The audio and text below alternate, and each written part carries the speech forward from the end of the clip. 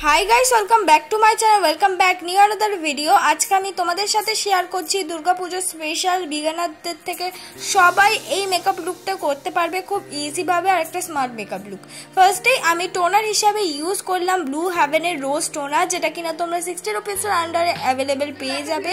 আর এটা খুব ভালো একটা কিন্তু রোজ টোনার, তোমরা চাইলে র রোজ ওয়াটার ইউজ করতে পারো।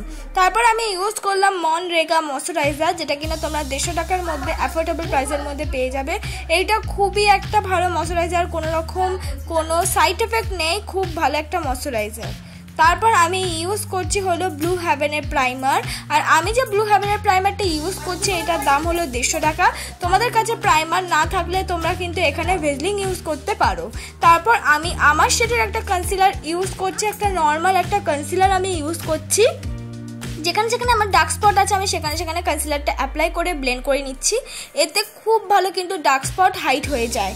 তোমরাও কিন্তু এই জিনিসটা করতে পারো। অনেকে কালার ক্যারেক্টার কিনে নেয়, আমি বলবো এরকম করো না। তোমাদের শেডের কনসিলারটাই ওই ডার্ক স্পটে লাগাও, বা তোমাদের শেডের থেকে শেড নিচেও কিন্তু একটা কনসিলার অ্যাপ্লাই করতে পারো তোমাদের ডার্ক স্পটকে হাইড করার জন্য। আজকে যে আমি ফাউন্ডেশনটা ইউজ করছি সেটা একটা ব্লু হেভেনের ছোট্ট ফাউন্ডেশন, যেটা কিনা খুবই এখন লোক ইউজ করে। অনেকে বলে এই ফাউন্ডেশনের দাম 20 টাকা 10 টাকা, কিন্তু নয়, এই ফাউন্ডেশনের দাম হলো পুরোপুরি 40 টাকা। এখন হয়তো 5-10 টাকা বাড়তেও পারে।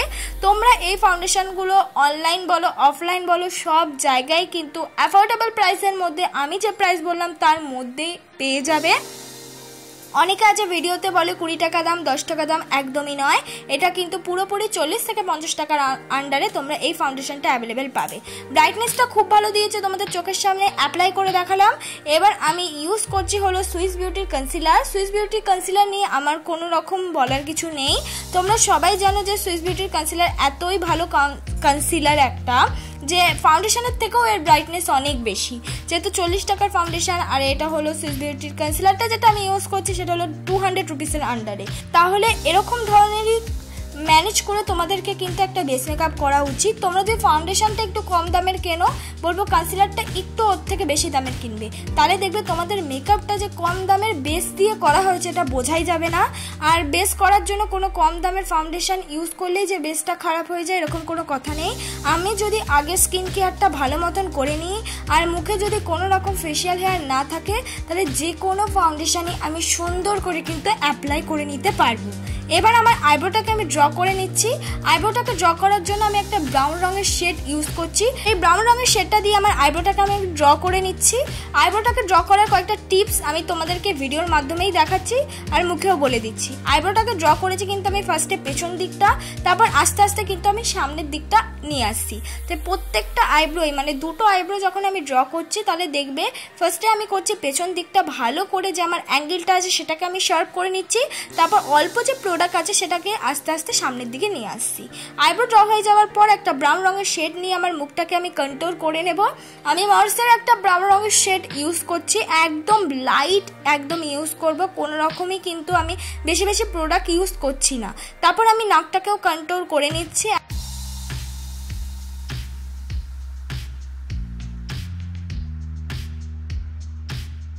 সাথে মিক্স করে আমি লাগিয়ে নিলাম হলো ব্লাশ।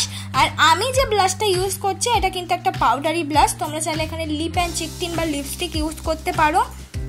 যারা বিগিনার আছো তারা বুঝতে পারবে না, অনেকে ম্যাট লিপস্টিকটাই কিন্তু ব্লাশ হিসেবে অ্যাপ্লাই করে নাও, ওটা করবে না, তাহলে ব্লেন্ড করতে অসুবিধা হবে। সবসময় ক্রিমি বেস লিপস্টিক কিন্তু ইউজ করবে।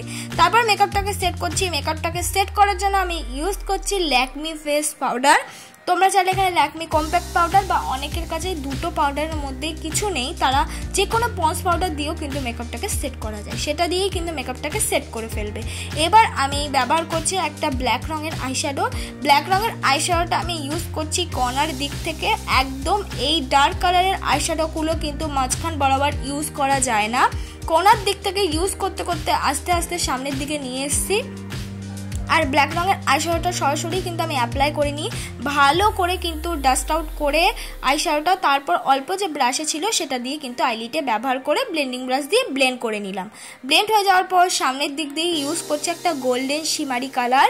আর আমি যে এই আইশ্যাডোটা অ্যাপ্লাই করছি এটা কোনো রকম কিন্তু মানে দামি আইশ্যাডো প্যালেট নয়, নর্মাল কিন্তু 100 রুপিসের আন্ডারে আইশ্যাডো প্যালেটগুলো থেকে আমি এই আইশ্যাডোটা ক্রিয়েট করলাম। তারপর আমি ব্যবহার করে নিচ্ছি ল্যাকমি আইলাইনার। যে ল্যাকমি আইলাইনার ইউজ করতে হবে এমন কোনো কথা নেই, তোমরা ইনসাইটের আইলাইনার ইউজ করতে পারো, কিন্তু ল্যাকমি একবার কেনো তাহলে অন্য কিছু ইউজ করতে চাইবে না। তারপর আমি চোখের লোয়ার ল্যাশে কিন্তু একটুখানি ব্রাউন রঙের শেডটা অ্যাপ্লাই করে নিলাম। তারপর আমি ইউজ করলাম হাই স্কাই মাস্কারা, যেটা কিনা 150 টাকার আন্ডারে তোমরা অ্যাভেলেবেল পেয়ে যাবে। সুন্দর করে হাই স্কাই মাস্কারাটা কিন্তু অ্যাপ্লাই করতে হবে, আর মাস্কারাটাও অনেকে অ্যাপ্লাই করতে পারে না, দেখে দেখে সুন্দর করে তারপর কিন্তু মাস্কারা অ্যাপ্লাই করতে হয়। তারপর আমি লাগিয়ে নিলাম হাইলাইটার। আমি একটা মার্সের হাইলাইটার প্যালেট থেকে সিলভার হাইলাইটারটা অ্যাপ্লাই করেছি, তোমরা এখানে পিঙ্ক হাইলাইটার কিন্তু ইউজ করতেই পারো। তারপর আমি একদম রেড রঙের একটা লিপস্টিক পরছি। কালো রঙের বা স্মোকি কালারের আই লুকের সাথে আমার মনে হয় রেড কালারটা বেশি ভালো যায়। এবার তোমাদের যদি মনে হয় যে নিউড কালার লিপস্টিক পরবে, যে নিউডটা বেশি ভালো লাগছে, সেক্ষেত্রে কিন্তু তোমরা নিউডটা পরতেই পারো। রেডটা পরলেই অনেকটা গ্ল্যামারাস মেকআপ লুক কিন্তু চলে আসে। এটাই আমার ফাইনাল লুক। বন্ধুরা, ভালো লাগলে অবশ্যই লাইক, কমেন্ট, শেয়ার, সাবস্ক্রাইব করে দিও। পরবর্তী মেকআপ ভিডিও কিসের ওপর চাই কমেন্ট বক্সে জানিয়ে দিও।